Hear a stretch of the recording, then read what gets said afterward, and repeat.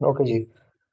हमने last topic में simple programmes देखे और उसके साथ साथ हम लोगों ने ये देखा कि इनपुट और आउटपुट हम लोग किस तरीके से कर सकते हैं। फिर कुछ रिलेटेड क्वेश्चंस मैंने आप लोगों को दिए। मैंने आप लोगों को कहा था कि उसका भी मुझे आप लोग कुछ मतलब क्वेश्चंस रियल लाइफ की कुछ आप लोग साथ गिटहब पर अपलोड करें, but still number of students की प्रॉब्लम है। चलें कोई नहीं। उसकी मैं वीडियो शेयर कर दूंगा आप लोगों के साथ और कुछ, ताकि आप लोगों को आइडिया हो जाए को रियल लाइफ कुछ प्रोग्राम्स में बकायदा इस पर कोलैब पर बनाकर उनकी एग्जीक्यूशन करके साथ ही मैं वो लोड कर दूंगा और गूगल इस पर यूट्यूब पर साथ उसका लिंक लगा दूंगा, ताकि बाद में आप उन प्रोग्राम्स को भी देख लेंगे कैसे बने हैं। स्टेटमेंट क्या प्रॉपरली स्टेटमेंट भी साथ लिख दूंगा और साथ थोड़ी थोड़ी एक्सप्लेनेशन, ताकि आप लोगों को समझ में आए कि इसमें प्रोग्राम की नीड क्या थी और फिर उसके इनपुट्स के बाद आया वो वाकई वो नीड पूरी भी हुई कि नहीं हुई। ओके, तो अब हम लोग शुरू करते हैं। इफ एल्स हमारे पास कंडीशन स्ट्रक्चर। कंडीशन स्ट्रक्चर हमारे पास क्या होता है? एक ऐसा स्ट्रक्चर होता है जिसकी बेस पर हम कंडीशंस की बेस पर किसी स्टेटमेंट को या सेट ऑफ स्टेटमेंट को या तो एग्जीक्यूट करेंगे या फिर स्किप कर देंगे। जैसे हम लोगों ने कुछ पीछे प्रोग्राम्स किए, दो नंबर्स का जमा किया, तो उसमें ए टू जी सारी स्टेटमेंट्स एग्जीक्यूट हुई, या और भी कुछ प्रीवियस प्रोग्राम्स के उनमें हर एक स्टेटमेंट एग्जीक्यूट होता है। बट जब कंडीशनल स्ट्रक्चर की हम लोग बात करते हैं तो उसके अंदर हम लोग कंडीशंस या चेक पॉइंट्स लगाते हैं। उन चेक पॉइंट्स की बेस पर या तो स्टेटमेंट एग्जीक्यूट हो जाएगी या फिर स्किप हो जाएगी। इसको कहते हैं हम लोग इफ स्ट्रक्चर। ठीक है, सबसे पहले हम लोग सिर्फ इफ ही देखेंगे आज, और उसके कुछ एक दो चार प्रोग्राम्स भी, ताकि आप लोगों को काफी सारी चीजों की समझ में आ जाए। बट इससे पहले मैं आप लोगों को साथ के साथ ये भी बता देता हूँ कि वो जो इफ स्ट्रक्चर हम लोग जो यूज करेंगे उसके अंदर ना कुछ कंडीशनल ऑपरेटर्स आते हैं। कौन कौन से होते हैं? वो ग्रेटर देन का ऑपरेटर हो सकता है, वो लेस देन का ऑपरेटर हो सकता है, वो greater than and equal to का ऑपरेटर हो सकता है, वो less than and equal to का ऑपरेटर हो सकता है, वो इक्वल टू ऑपरेटर हो सकता है, वो नॉट इक्वल का ऑपरेटर हो सकता है। ठीक है, ये है इक्वल ऑपरेटर। ये जरा गौर कीजिएगा, इसको कहते हैं हम इक्वल ऑपरेटर। जो सिंगल इक्वल साइन होता है ना उसे हम कहते हैं असाइनमेंट ऑपरेटर। तो ये हमारे पास ऑपरेटर्स का यूज करके हम लोग फिलहाल कुछ कंडीशंस लगाएंगे और उस कंडीशंस की बेस पर स्टेटमेंट को स्किप भी करेंगे, ऐसी रॉन्ग वैल्यूज इनपुट करेंगे जिसकी बेस पर वो कंडीशन ट्रू नहीं होगी।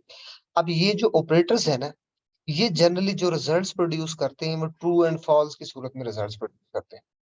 तो ट्रू एंड फॉल्स की सूरत में किस तरीके से करते हैं, लाइक मैं ना यहाँ पर एक कर लेता हूँ प्रिंट और लिख देता हूँ 4 <5।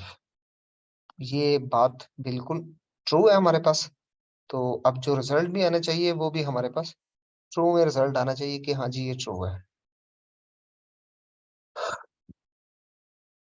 एक्टिविटी हो जाए,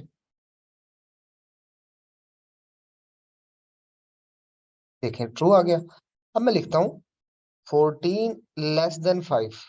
बात बिल्कुल गलत है, तो ये ऑपरेटर हमें फॉल्स रिजल्ट दे। ठीक है, इसी तरह मैं ग्रेटर देन लगा देता हूँ 14 <5। तो अब बाकी ठीक है, तो कंडीशन ट्रू होगी। सेम इसी तरह मैं 14 <15। ये बात गलत है, हमारे पास फॉल्स आ जाएगा।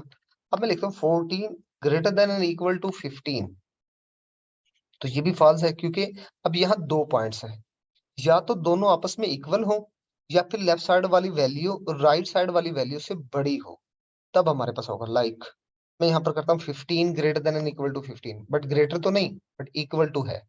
ये इक्वल साइन ये करता है, ग्रेटर को भी चेक करेगा और इक्वल को भी सेम टाइम पर चेक करेगा। अच्छा, इसी तरह मैं 16 कर देता हूँ, 16 भी ग्रेटर है, ये ट्रू रिजल्ट दे देगा हमारे पास। Same for the less than. ठीक है, लेस देन भी क्या करेगा, या तो लेफ्ट साइड की वैल्यू को देखेगा छोटा राइट साइड से, तब वो ट्रू देगा, या फिर बराबर देखेगा। अब लेफ्ट साइड की वैल्यू बड़ी है, छोटी नहीं है, तो इसलिए फॉल्स रिजल्ट दे रहा है। अब मैं इक्वल कर देता हूँ तब भी ये ट्रू देगा, क्योंकि साथ इक्वल साइन है। और अगर मैं करता हूँ इसको 13, तो ये तब भी ट्रू देगा, क्योंकि लेफ्ट साइड छोटी है हमारे पास। तो ये ऑपरेटर्स इस तरीके से काम करते हैं। अब हम देखते हैं इसकी जो आपके पास फ्लो चार्ट मौजूद है, हमारे पास ये कंडीशन का सिंबल है, हमारे पास हम कंडीशन को टेस्ट करेंगे। अगर इफ के पार्ट को इन ऑपरेटर्स की वजह से ट्रू मिल गया तो अपनी बॉडी के अंदर जो भी स्टेटमेंट होगी वो उसको एग्जीक्यूट कर देगा, और अगर फॉल्स होगी तो बॉडी को एग्जीक्यूट किए बगैर बाहर चला जाएगा। ठीक है, और इसका जो सिंटैक्स है वो ये मौजूद है। मींस इफ लगाया, हमने अपनी एक्सप्रेशन टेस्ट की, ये एक्सप्रेशन है जो हमने लगाई 13 greater than 5 15, this is the expression. तो अगर वो एक्सप्रेशन का रिजल्ट ट्रू हुआ तो ये अपनी स्टेटमेंट एग्जीक्यूट करेगा। अगर एक्सप्रेशन का रिजल्ट फॉल्स हुआ तो इस स्टेटमेंट को एग्जीक्यूट नहीं करेगा, वहां स्टेटमेंट कुछ भी हो सकती है। अभी हम लोग वो देखते हैं, इसी के नीचे हम लोग उसको वैल्यूएट करेंगे। और जब भी आप कंडीशन लगाएंगे उसके बाद लगाएंगे कॉलन।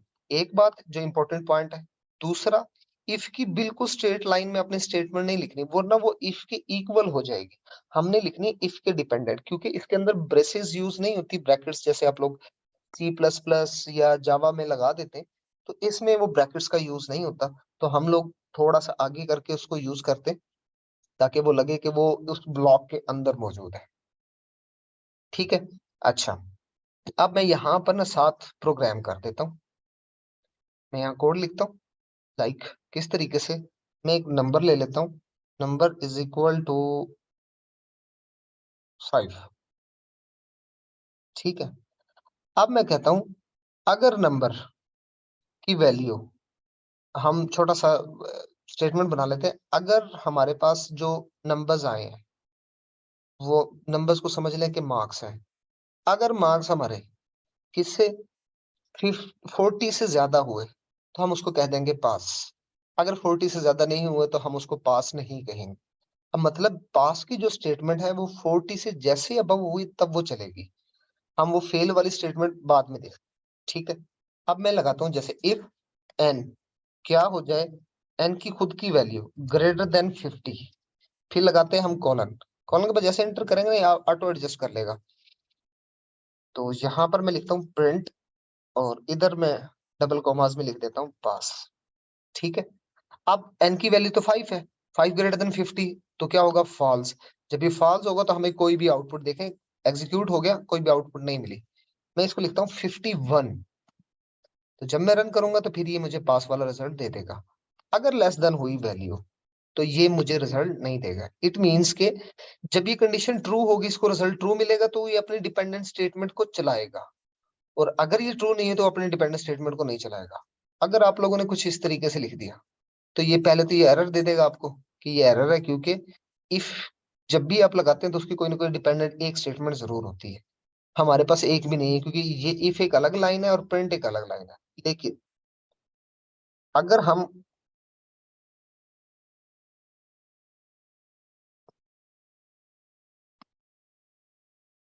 इसको प्रेस, मेरा कर्सर वो प्रेस नहीं हो रहा, अब ये इसके डिपेंडेंट है। इसका मतलब है अब सिर्फ हमारे पास एक ही स्टेटमेंट है, दैट इज इफ। उसके अंदर, उसके ब्लॉक के अंदर एक और स्टेटमेंट है, वो तभी चलेगी जब ये रिजल्ट ट्रू देगी। ठीक है, अब मैं इसको थोड़ा सा और अच्छा कर लेते हैं। हम लोग यहाँ पर इनपुट डिफाइन कर लेते हैं, मैं इंट लिखता हूँ, उसके ब्रैकेट में हम लोग करते हैं इनपुट, यूजर से वैल्यू ले लेते हैं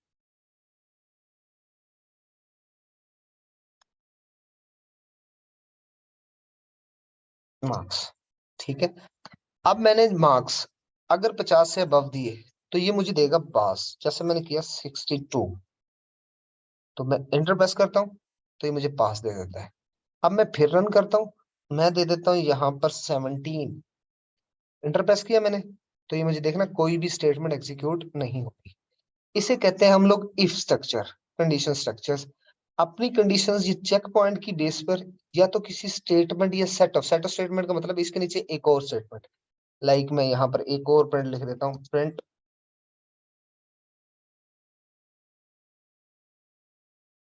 कंग्रेट्स। ठीक है, तो अब ये सेट ऑफ स्टेटमेंट्स हैं, दो स्टेटमेंट्स आ गई, ये दोनों ही चलेंगी हमारे पास। कब, जब क्राइटेरिया ठीक होगा, लाइक 54 एंटर, ये देखे पास एंड कंग्रेट्स आ गया हमारे पास।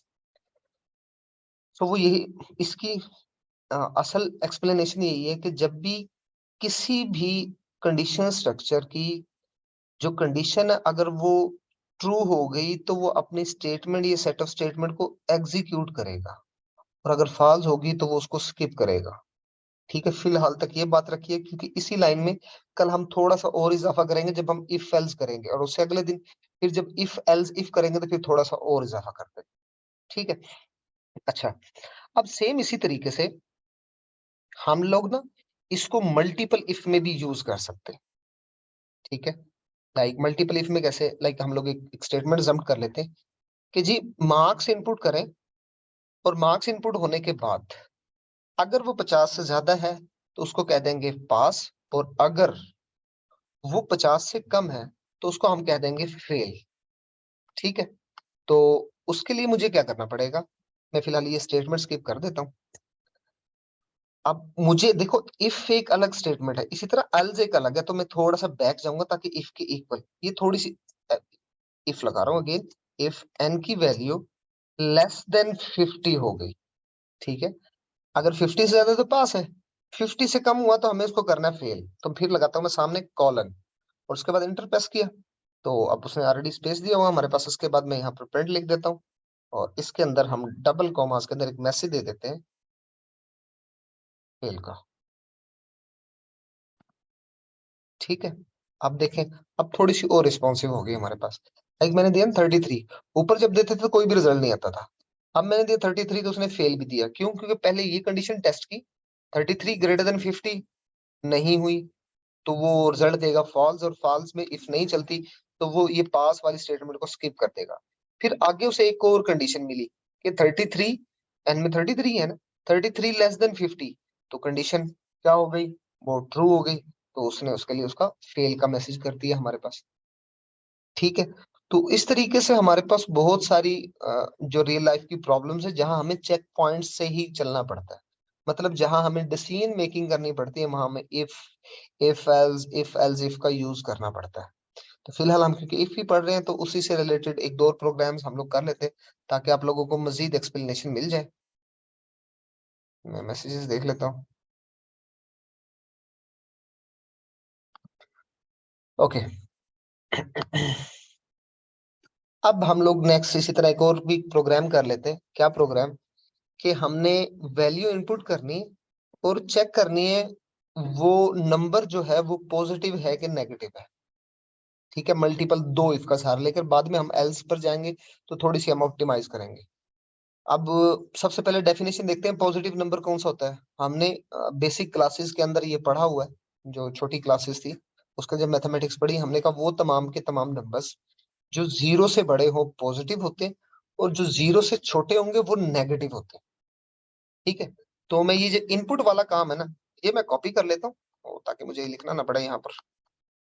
मैं ये, ठीक है, अब उसके बाद मैं लगाता हूँ कंडीशन, मैं थोड़ा सा और इसको ऊपर कर लूँ। इफ क्या एन ग्रेटर देन जीरो, अगर जीरो से बड़ा है तो हमारे पास नंबर क्या है, पॉजिटिव है, तो मैं प्रिंट करता हूँ नंबर इज पॉजिटिव। ठीक है, और सेम देखो ना, ये इसके नीचे आ रही है, अगर मैंने यहाँ लिखना शुरू किया तो वो इफ के अंदर का ब्लॉक है, मुझे अगली इफ लगानी तो मुझे एक स्पेस वापस पीछे जाना है, अगर इसी के डिपेंडेंट स्टेट में लिखनी है तो वो उसी प्रिंट के नीचे लिखेंगे। फिर इसी तरह कंडीशन लगाता है इफ नंबर जो है अगर वो लेस देन होता है जीरो से, हमने दो ही बातें की ना, जीरो से बड़ा पॉजिटिव, जीरो से छोटा नेगेटिव, तो मैं यहाँ पर क्या कर देता हूँ, प्रिंट नंबर इज नेगेटिव।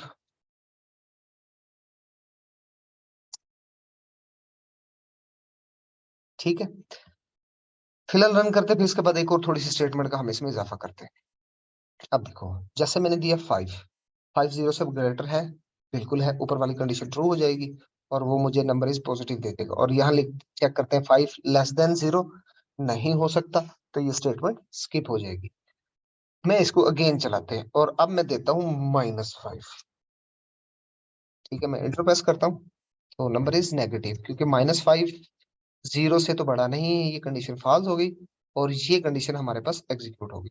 अच्छा, इसमें एक नंबर और रह गया, वो है जीरो, जीरो खुद, अगर जीरो खुद आ जाए तो फिर हम कहेंगे जी नंबर इज जीरो, उसके लिए भी हम एक और कंडीशन लगा देते हैं। इफ एन जो है अगर वो इक्वल हो जाए, this is the equal sample इसके 0 के, देन हमारे पास क्या हो, हम प्रिंट कर देंगे एक मैसेज, कौन सा, कि हमारा जो नंबर है, नंबर इज 0। ठीक है, अब देखें, अगर मैंने 0 पुट किया तो क्या चलेगा, नंबर इज 0 वाला। ठीक है, ये कंडीशन ट्रू, क्योंकि 0 ग्रेटर देन 0 कंडीशन ये भी गलत हो जाती है, 0 लेस देन 0 कंडीशन ये भी गलत हो जाती है, बट 0 इक्वल टू 0 है, ये कंडीशन ट्रू हो जाती है। ठीक है, इस तरीके से हमारे पास होता है। तो इस तरीके से हम बहुत सारी रियल लाइफ प्रॉब्लम्स को सॉल्व कर सकते हैं। जैसे कि मैं 3 वैल्यूज लेता हूँ, और उन 3 वैल्यूज में से मैं ये चेक करना चाह रहा हूँ कि सबसे हाईएस्ट वैल्यू कौन सी है उसके अंदर, सबसे मैक्सिमम या सबसे बड़ी वैल्यू कौन सी है। तो उसके लिए मुझे क्या करना पड़ेगा, चले 4 वैल्यूज ले लेते हैं ताकि थोड़ी सी इफ हमारे पास बढ़ जाए। अब मैं यहाँ पर अगेन से कोड लिख लेते हैं कि हमें लेने 4 नंबर्स, और 4 नंबर्स में से हमने चेक करना है सबसे बड़ा नंबर कौन सा है। अब इसकी मैं सिंपल सी एग्जांपल देता हूँ ताकि आपको समझ में आ जाए। मैं ये देखना चाह रहा हूँ कि एक स्पेसिफिक टाइप का बॉल पेन है, वो सबसे महंगा कौन दे रहा है। ठीक है, और मेरे मेरे पास में सिर्फ 4 शॉप्स है। मैं शॉप नंबर जब ए पर जाता हूँ, शॉप नंबर ए पर जब मैं पहुंचा, तो वो मुझे जो प्राइस कहता है, वो कहता है इस बॉल पेन की प्राइस 10 रुपए। अब मेरे लिए सबसे महंगी यही है फिलहाल, तो मुझे नेक्स्ट का तो नहीं पता। फिर मैं क्या करता हूँ, मैं जाता हूँ बी पर, बी शॉप से कहता हूँ जी हाँ जी आपके पास प्राइस क्या है, वो कहता है मेरे पास तो 13 रुपीज है। तो मैं कहूंगा यार वो जो ए वाला था ना, वो सस्ता था, सबसे महंगा अभी तक जो है ना वो बी वाला है। फिर इसी तरह मैं पहुंचा सी पर। अब सी पर प्राइस पूछी तो उसने कहा जी 11 रुपीज है। मैंने कहा नहीं, बी वाला ही इस वक्त तक जो दे रहा है ना वो महंगी दे रहा है। फिर मैं चौथी शॉप पर पहुंच गया, डी पर, और उससे मैंने पूछा जी प्राइस कितनी है, वो कहेगा जी 12 रुपीज। मैं कहा नहीं जी 13 वाला ही महंगा है, तो हम बता देंगे जी शॉप नंबर जो बी है, वो ये specific type of ball pen जो है वो ज्यादा एक्सपेंसिव दे रहा है। ठीक है, तो इस तरह से हम लोग रियल लाइफ प्रॉब्लम्स का मल्टीपल इफ के थ्रू सोल्यूशन निकाल सकते हैं। अभी हम इसका सोल्यूशन निकालते हैं, लेकिन इसमें एक बात आपने गौर से देखनी है कि जैसे ही कोई हाईएस्ट वैल्यू मिलती है हम उसको स्टोर करते हैं, फिर नेक्स्ट आने वाली वैल्यू से हम उसे कंपेयर करते हैं। अगर आने वाली वैल्यू बड़ी है तो हम कहेंगे जी हाँ जी ये बड़ी है, प्रीवियस वैल्यू लॉस कर जाए, नई वैल्यू आ जाए हमारे पास। ठीक है, फिर नेक्स्ट वैल्यू को चेक करेंगे, अगर वो उससे बड़ी हुई तो ठीक है, नहीं तो पुरानी वैल्यू होल्ड रखें। लाइक सबसे पहले जब मैंने ए को चेक किया, तो मेरे मुताबिक तो 10 ही सबसे बड़ी थी, तो मेरे माइंड में सिर्फ 10 बचा, यानी कि मेरा एक माइंड स्टोरेज बन गया जिसमें एक वैल्यू रखी हो 10 जो कि सबसे हाईएस्ट वैल्यू। फिर जब मैं पहुंचा बी पर, तो मुझे रिजल्ट मिला 13, और 13 मैंने मुझे लगा कि ये भी ये उससे बड़ी जो 10 मैं समझ रहा था जिसको, तो मैंने 10 को भूल गया, मैं 13 को याद रखा मैंने। फिर मैं गया सी शॉप पर, उसने मुझे कहा कि 11, तो मैंने कहा नहीं 13 वाली बड़ी है, तो मेरे माइंड में अभी तक 13 ही है। फिर मैं गया डी पर, उसने कहा 12, मैंने कहा नहीं 13 ही बड़ी है। कल को मुझसे कोई भी पूछेगा तो मेरे पास जो स्टोरेज वैल्यू बची हाईएस्ट दैट इज 13। तो मुझे जब भी बड़ी वैल्यू मिलेगी, तो मैं क्या करूंगा, प्रीवियस वैल्यू को लॉस करके न्यू वैल्यू को स्टोर करूंगा। सो ये स्टेटमेंट याद रखिएगा। अब हम लोग यहाँ पर कर रहे हैं इनपुट्स, तो एक मैं इसको n1 ले लेता हूँ, और इसके बाद फिर मैं एक बार और पेस्ट कर देता हूँ, n2 ले लेता हूँ। अच्छा, एंटर योर नंबर लिख देते हैं हम ना,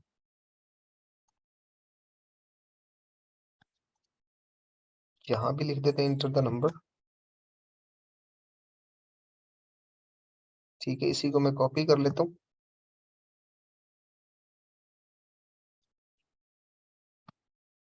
3 और 4। और हमें अपने स्टोर के लिए हमें चाहिए मैक्स, एक वेरिएबल और, ताकि मैं उसमें रख सकूं, और मैक्स इक्वल टू कर देता हूं मैं n1 के। क्योंकि आपको याद होगा सबसे पहले हमें जो भी पहली प्राइस मिली थी बगैर कोई डिसीजन के हमने कहा था ये सबसे बड़ी है। अब उसके बाद लगाते हैं हम कंडीशन, क्या, कि अगर n2 की वैल्यू ग्रेटर देन हो जाए मैक्स के, ठीक है, तो हम क्या करेंगे, हम प्रिंट नहीं करेंगे ये मैक्सिमम, हम उसे स्टोर करेंगे। तो मैं क्या कहूंगा, मैक्स में क्या आ जाए, n2। तो इससे क्या हुआ, n1 की जो वैल्यू है ना वो लॉस कर जाएगी, और n2 की वैल्यू मैक्स में स्टोर हो जाएगी, क्योंकि मैक्स हमारे पास यूं समझे हमारा वो माइंड वाला है कि माइंड में मैं वैल्यू रखता जा रहा हूँ। फिर मैं वापस मुझे लगाना इफ क्या, अगर n3 की वैल्यू, अगर n3 क्या हो जाता है, ग्रेटर देन हो जाता है मैक्स के, देन मैं कॉलन लगाता हूँ, मैं फिर मैक्स को इक्वल टू कर देता हूँ किसके, n3 के।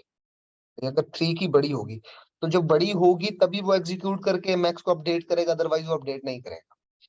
फिर इसी तरीके से इफ n4 ग्रेटर देन हो जाता है मैक्स से, तो सबसे बड़ी वैल्यू जब भी स्टोर होगी वो मैक्स में ही होगी, तब हम क्या कर देंगे, मैक्स कर देंगे इसके इक्वल टू n4 के। अब इसके बाद हमें करना है इसको प्रिंट, प्रिंट करने के लिए मैं वापस एग्जैक्टली इक्वल आता हूँ। क्यों, क्योंकि अगर मैंने उसके अंदर लिखा तो स्पेस देकर लिखा तो वो एन इफ n4 वाले के डिपेंडेंट आ जाएगा। और इसके बाद मैं यहाँ पर मैक्स वैल्यू को प्रिंट कर देता हूँ, तो मैक्स वैल्यू जो भी होगी वो इधर होल्ड हो जाएगी। ठीक है, अब हम चलाते हैं। सबसे पहले n1 में स्टोर होगा, तो वो मैंने 10 दिया था, मैंने कहा 10 इनपुट कर देते हैं। फिर इसके बाद मैंने कहा 13, फिर उसके बाद मैंने 11 दिया था, और फिर उसके बाद मैंने 12। अब देखें तो रिजल्ट हमारे पास 13 ही हाईएस्ट नंबर है। ठीक है, तो इस तरीके से हमारे पास ये जो इफ का स्ट्रक्चर है वो ऐसे एवेल्युएशंस करता है। तो इफ की बेस पर किसी भी स्टेटमेंट या सेट ऑफ स्टेटमेंट को या तो एग्जीक्यूट करेंगे या फिर स्किप करेंगे, या फिर स्किप कर देंगे। ओके, अब इससे रिलेटेड अगर किसी का कोई भी क्वेश्चन है तो वो पूछ सकता है, क्योंकि मैं रिकॉर्डिंग स्टॉप कर देता हूँ।